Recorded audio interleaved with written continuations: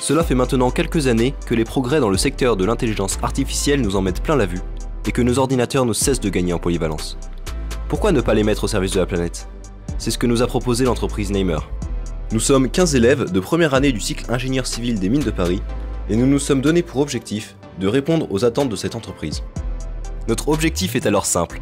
À partir d'images aériennes, nous souhaitons pouvoir déterminer l'emplacement d'un certain nombre d'objets, comme des arbres, des voitures ou des espaces verts, et ce, de manière automatisée. Toutes les données que nous créerons pourront être utilisées par les municipalités afin d'aménager leur territoire. Elles pourront par exemple étudier les endroits les plus favorables à recevoir des panneaux solaires ou repérer les zones nécessitant un aménagement urbain. Notre travail se segmente en 3 parties. La récupération des données, puis leur traitement par le machine learning et l'analyse d'images, et enfin, l'affichage et l'exploitation des résultats.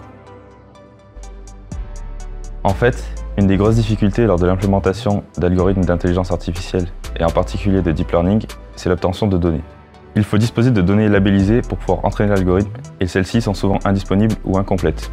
On doit alors travailler sur les données pour pouvoir les utiliser. L'objectif est alors d'obtenir une base d'images assez dense pour chacun des objets que l'on souhaite détecter.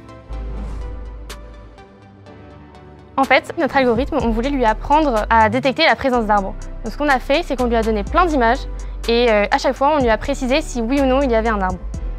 À la suite de cet entraînement, l'algorithme était capable de décider lui-même s'il y avait un arbre ou non sur la photo. Dans un second temps, ce qu'on voulait, c'était que l'algorithme apprenne à dessiner un cadre autour de l'arbre qu'il a détecté. Et pour ce faire, on a procédé de la même façon, c'est-à-dire qu'on lui a donné à la fois l'image et le cadre qu'il devait obtenir. On peut appliquer ce processus de détection des arbres à différents types d'objets. Et notre objectif final était donc, à partir de photos aériennes, de pouvoir encadrer tous les objets pertinents dans le cadre du développement urbain durable. Le principe était simple. Face à la difficulté de reconnaissance de zones complexes comme des parcs ou des forêts par machine learning, nous avons opté pour une méthode de reconnaissance d'images par teinte de saturation lumière fournie par le module de Python OpenCV. Cette méthode permettant d'extraire les pixels d'une image appartenant à une certaine teinte de couleur donnée, elle reconnaissait également les petites zones vertes isolées. Il a donc fallu traiter l'image afin de les éliminer et de se focaliser uniquement sur les grands espaces verts.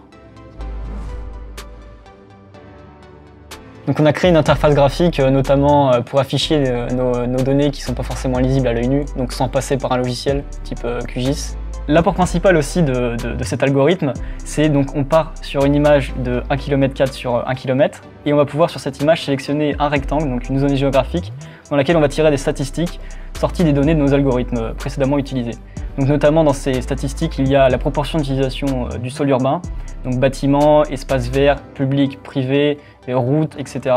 Et aussi par exemple le nombre d'arbres qui nous permettra de remonter à la quantité de CO2 par an absorbée par les arbres. Comme autre statistique, on peut aussi proposer le taux de construction des parcelles, donc la surface des bâtiments sur la surface des parcelles, qui est aussi un bon indicateur de ce que l'on peut encore modifier dans la zone, ce qui peut être encore construit dans la zone que l'on vient de sélectionner. L'application que nous avons créée est un prototype. Dans quelques années, les collectivités pourront disposer d'outils comme celui-ci, qui leur permettront de maîtriser leur territoire et ses caractéristiques précises. Elles pourront alors établir des plans d'urbanisme plus adaptés à leurs besoins.